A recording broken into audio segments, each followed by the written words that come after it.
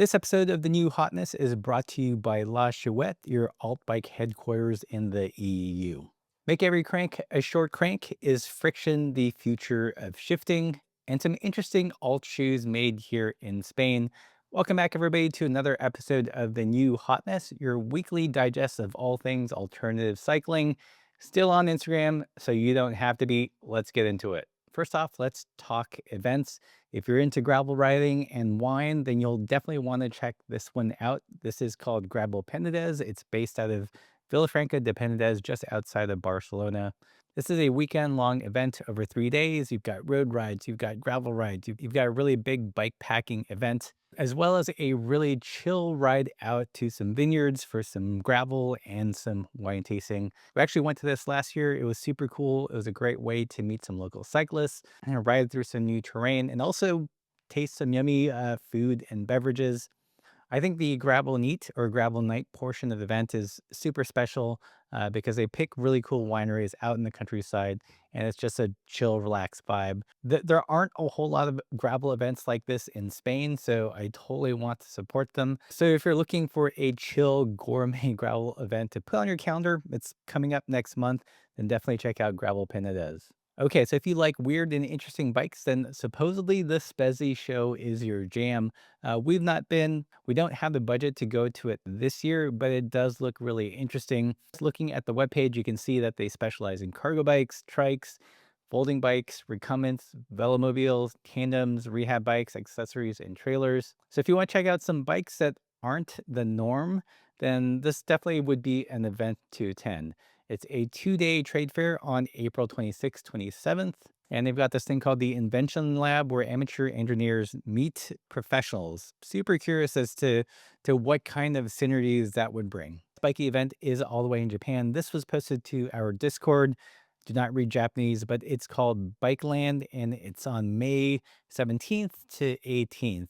And judging by the poster, it's got all the vibes. There's a market, there's an expo, there's going to be a DJ, music, all that good stuff. Digging in a little bit, there's a race, there's a ride, there's an event and marketplace. One interesting event that they've got listed is like a RC car and bike thing. That's the new, I guess that's the new meta.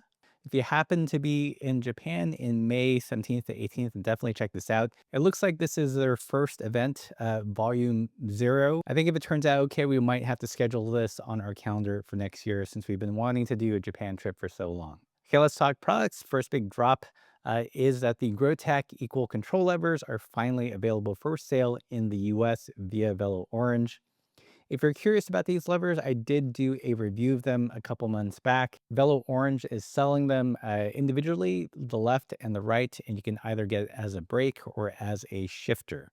It looks like if you got a shifter left, that would be 212, and the shifter right would also be 212. If you haven't seen my video, you should definitely check it out. I go a little bit more in depth into the installation as well as how they function. But basically, it gives you friction shifting in like a STI campy style body. And speaking of friction shifters, our friends over at Mary's Sales have released a black, what they're calling a black version of the Anyciclo Uno bar end shifter by Diacomp. They're calling it black, but I would consider this more of a panda color scheme, this black and silver. So whether you want something old school that works with modern rear derailleurs, or if you want friction shifters that look like modern day shifters, you've got options now in 2025. Another interesting drop from Sea Otter is the Aero Pack Cargo. Apparently, rack bags are the next big thing. I thought they had fallen out of fashion, like kind of fanny packs, but they're back. Ortlieb's got one. Our friends at Old Man Mountain has one, and Tailfin has come out with this one. This one fully integrates into the Tailfin system, and it's got some really nice touches. One of them is the spacing at the bottom rear here. You can space to carry a water bottle cage. So you could put a water bottle there and might get a little bit dirty, or you can use it for some additional gear storage.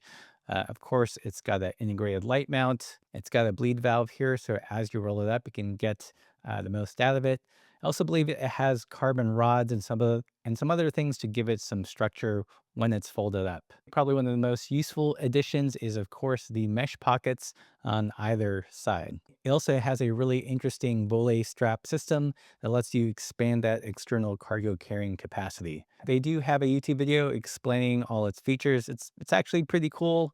I likely won't get one to test. I think they're still a little salty because I'd called the tail fin system very expensive and proprietary, which kind of is, but cool to see them continue to innovate.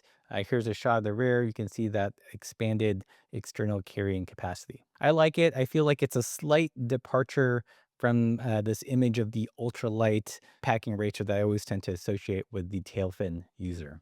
Okay, moving on. So Rivendell is going to have a pre-sale of their Homer Hilson coming up.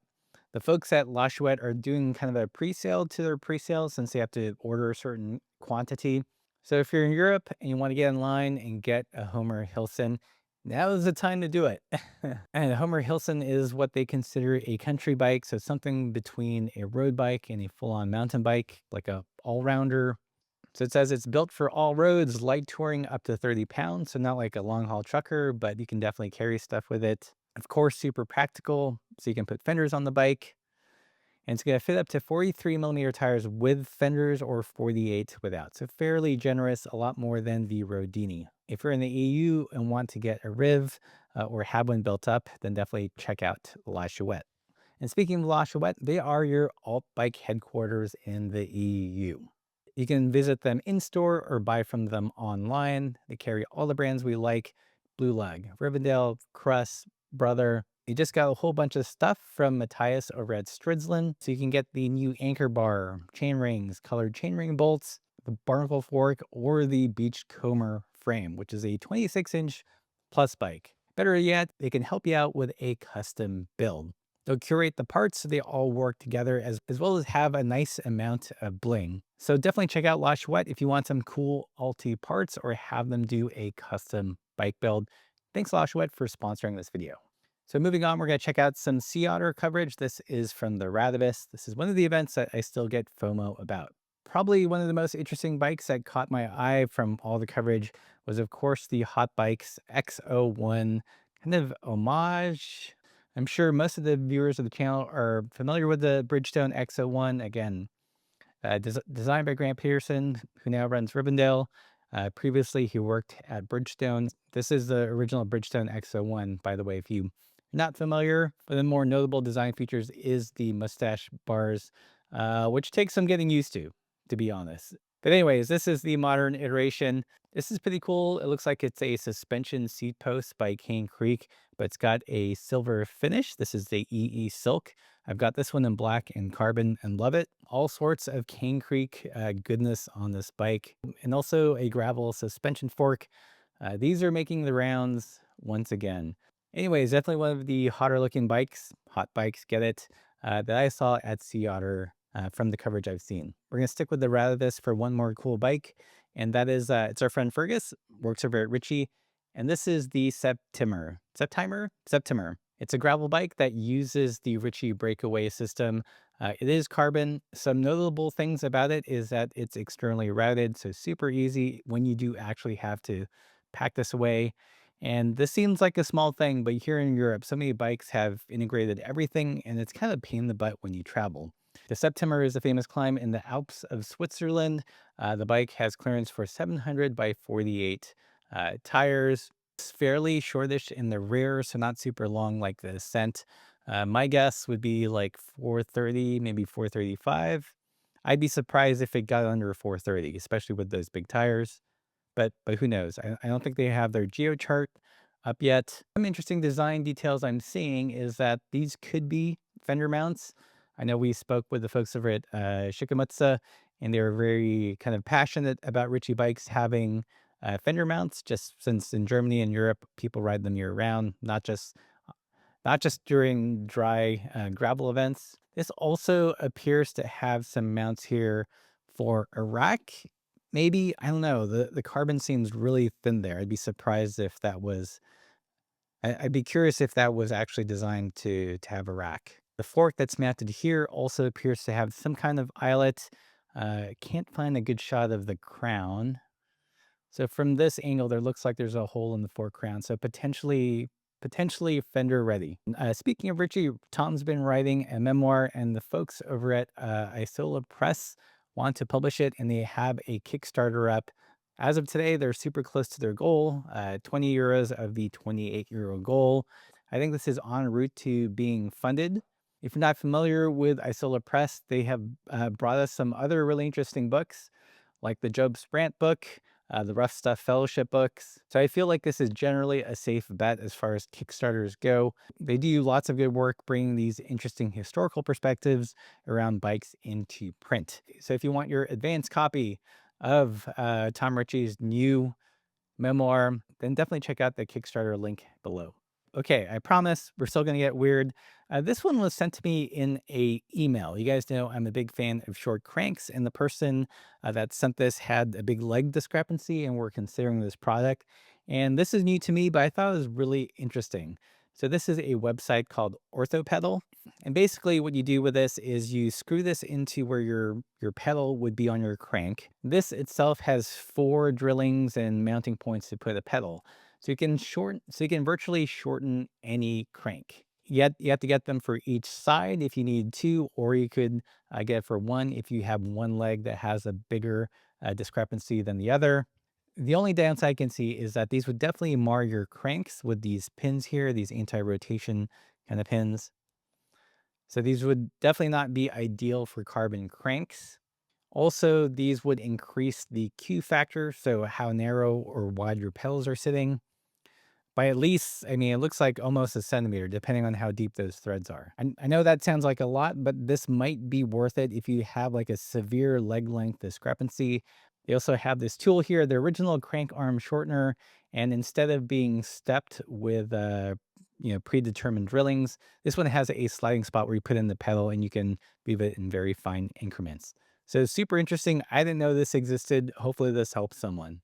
So moving on, Reneers has released a TPU tube sealant. So if you don't know what a TPU is, it's basically this. This is actually a Reneers one that I have been using for almost a year with great effect, actually. I've got a review on these coming up, but they've released a sealant that supposedly has a special formula that works best with TPUs.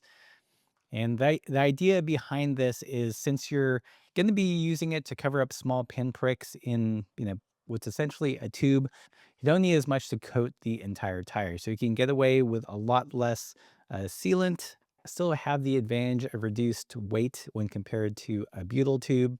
So it's almost like best of both worlds, unless you have like a catastrophic puncture. I do think this is actually an intriguing idea, because I have been pleasantly surprised with the Reneer's TPU tubes. To be honest, I don't know if TPU sealant is different from Stan's or Orange, or if there's any other special formula that you need to make it work with the TPU material. If you know, let me know in the comments below. But I do think it's really interesting. And be sure to watch for my TPU review video coming soon. So when is a rack not a rack? When it's a rod steward. This was posted recently on our Discord. I'd forgotten about this, but thought it would be worth posting online in case you're not aware of it. Basically, the Rod Stewart is a ultra minimal bag support, so to speak. I tested a very, very early prototype of this when I was testing the Bambora. This is a little bit more refined, a little less likely to just fall into your wheel and kill you, I think. But basically, you have this U-frame that attaches to your fork. There's also a bar. It goes across the bottom and usually loops through the Molly straps, the Molly webbing on a handlebar, like Carradine style bag. So think Bags by Bird or Swift Industries. This is a little bit more of a refined version rather than just random bag of hardware. Which is what it started out as, believe it or not. Kind of along the same lines, but this is new to me, is from a brand called Veloci, and this is called the Jaw Lifter. Again, this is posted on our Discord. A bunch of Uber bike nerds there. And this has multiple parts. So there's something like a standoff, and it's got a light mount. This horizontal bar is also detachable. So you can see that part would connect to your fork crown. and give your bag or whatever you're carrying kind of a natural place to sit.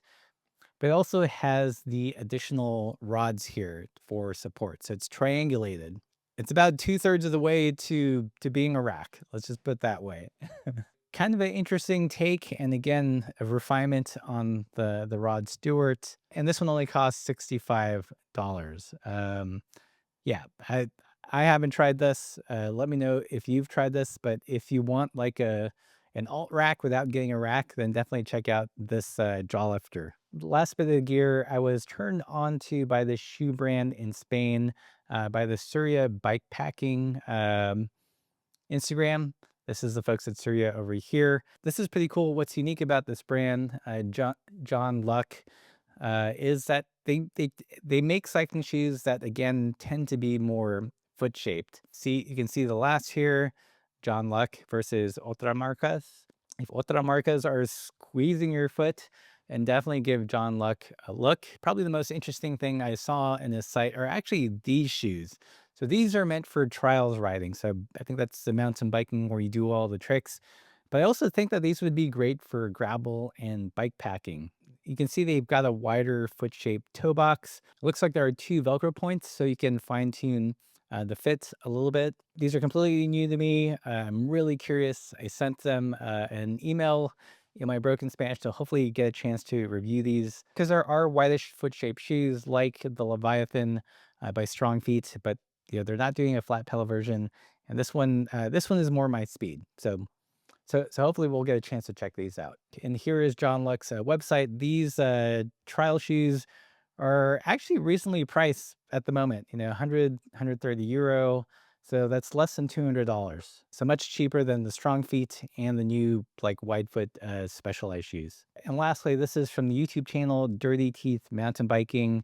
And here he's looking at the bikes from the first Tour Divide race to see how much has actually changed. And I thought this video was super interesting. They go over the winner's bike, which was a Thai Moots with like a rear elastomer, short travel gravel fork, titanium rear rack with a rack bag that looks kind of like the tailfin bag. So super interesting look at what people were using back then to see how much it's actually changed or not changed. Really fascinating video. You can see the cockpit here is using grip shifters, 3x, early hydraulic mountain bike brakes, good old square taper, bottom bracket survived, some really blingy titanium chain rings. This was a super fascinating video. Great job, Dirty Teeth Mountain Biking.